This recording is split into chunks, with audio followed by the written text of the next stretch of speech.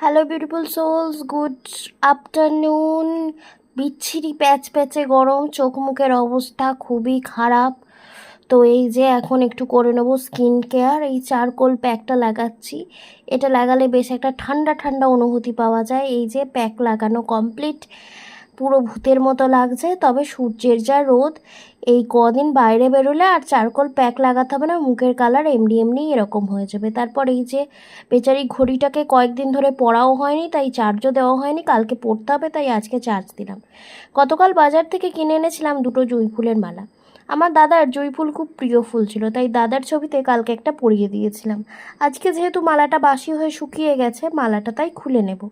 এই যে মালাটা বাসি হয়ে গেছে, কিন্তু খুব সুন্দর সুগন্ধ ছড়াচ্ছে, অনেকটা ভালো সম্পর্কের মতো। আর এদিকে দেখো, একটা গোলাপ, একটা জুঁই ফুল আর একটা কাঠমল্লিকা নিয়ে এসছে। তো এই যে দেবী লক্ষ্মীকে গোলাপ দিয়ে দেওয়া হয়েছে। এটি আমার দাদার পুজো করে যাওয়া শেষ লক্ষ্মী ঠাকুর, তাই এটার এখনও বিসর্জন হয়নি।